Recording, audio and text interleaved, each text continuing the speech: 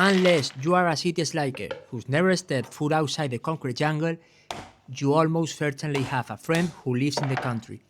This time, my friend from the country gives me some almonds. So, we are going to white up some meatballs with a sauce that is finger-licking good.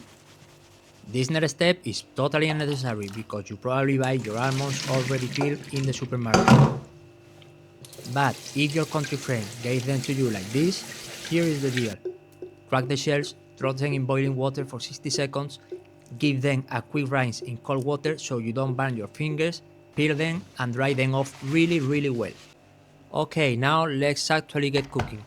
You have to fry the almonds to release all the flavor. And also take the opportunity to fry a bit of bread, which will give the sauce some body later on. Don't fry them too long or they will be too bitter. Just enough to wake up the aroma of the almond, okay? And with the almonds, the bread, and of course a clove of garlic because I am Spanish and without garlic cooking isn't worth a damn, we make them a how. If you don't have a mortar and pestle, don't worry, just throw in a blender until it looks like this. So, time for the mise en place. What is the mise en place? It's just to organize and prepare everything before you turn on the heat. And by the way, do you want to learn how to chop vegetables like a pro? Well, I'm just a regular guy, so you will probably learn better from another channel. We are going to make smallish meatballs, and if they are bit uneven, even better. It shows they are handmade and tells people you are a cook, not just someone reheating meal. And this what I am doing is not for fun, okay? It is to knock them out, so they are more compact. That way, they are also less likely to fall apart while cooking. Alright, let's get them brown. Browning the meatball caramelizes the meat and adds way more flavor. And all those bits stuck to the bottom of the pot will be glazed later and add an incredible dip to the stew. Just to know, many people does meat in flour before browning, so the flour binds the sauce later. But the problem with that is that you end up browning the flour instead of the meat. It doesn't leave us that wonderful foam at the bottom. So don't flour the meat, okay? As you already know, because you watch my other videos, almost 90% of an onion is water. So we are adding a generous pinch of salt to help it release all the moisture so it tastes better. Let's keep this as a secret between you and me. Otherwise people will say we are cheating and we aren't real cooks. But to give the recipe a real kick, add a boiling cube and call it a day.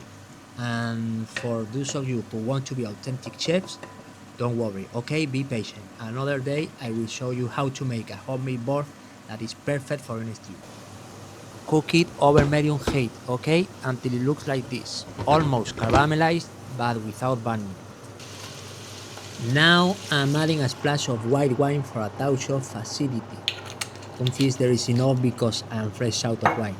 If you don't have any, don't worry, okay? You can swap it for beer, white vermouth, a bit of brandy or whatever. With the heat on high, let the alcohol evaporate. How do we know it's gone? Basically, it stops smelling like alcohol. That's simple. Now, add our secret broth until the meatballs are almost covered. Let the flavors melt and add your spices. There are hundreds of spices out there, so use the ones you like best. For me, a dish like this goes great with Arabic spices. And the almond majao. What kind of meatballs in almond sauce will this be if I didn't add the most important part?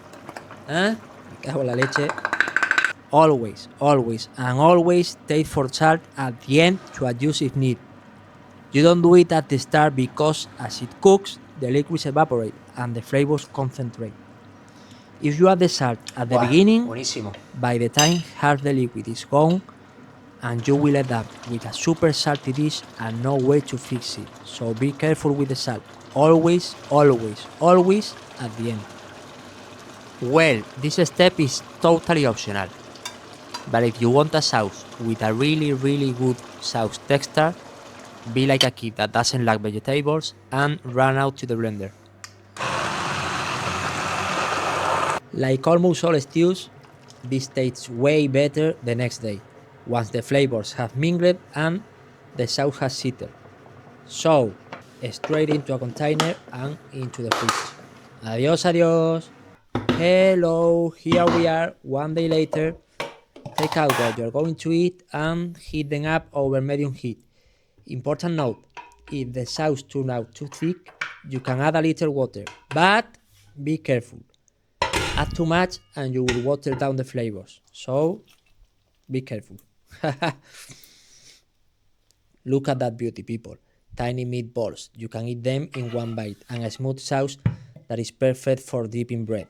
Bueno, que aproveche.